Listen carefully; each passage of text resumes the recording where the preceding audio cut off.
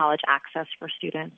And we want to support those other organizations, partner with those other organizations, and help share, across with resources. Certainly, I will say, within the last year or two, getting out there with Twitter chats, we have tried to help increase exposure to other organizations that are doing great work, like, again, with supporting, let's say, first-gen students and getting resources there. We support within the Common App recommendation system for the counselors and recommenders and advisors who log in there.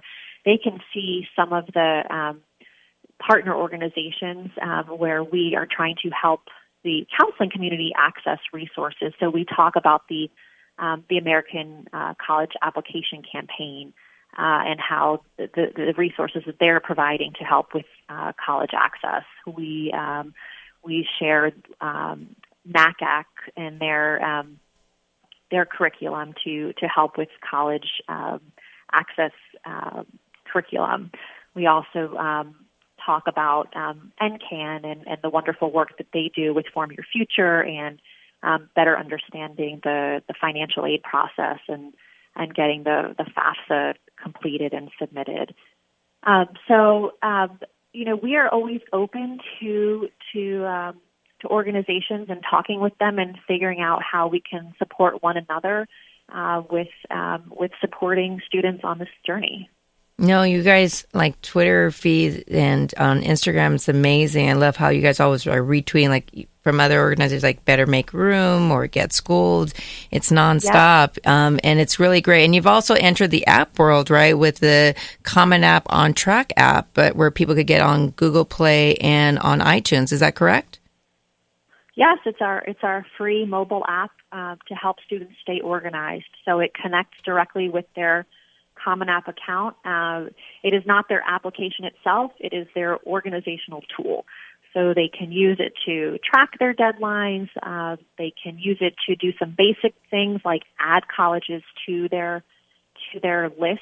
But it's great in that you can also, students can set their own reminders. So even if a deadline, let's say, is November 1st, they can set their own deadlines and reminders in there to get things done ahead of time, like asking their teachers for letters of rec and giving them enough time in advance to prepare a good letter for them. Yeah, reminders are so important in my life as well, because there's a lot going on, especially if you're a teenager. So that's a great feature that you guys provide for students.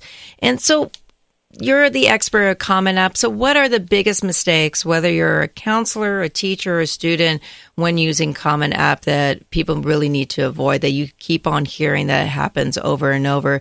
Besides, like, I type in my high school's name and I didn't realize there's 5 different of them around the world.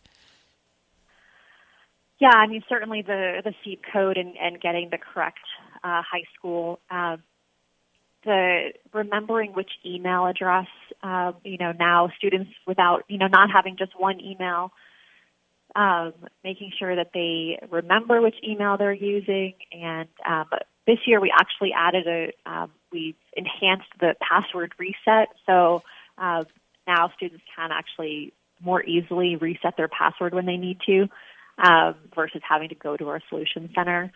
But that piece, other things they're doing, with the number of different application platforms out there, there are times when the student may start with the Common App and then submit using an institutional app, and there's confusion around the transcript and recommendation submissions.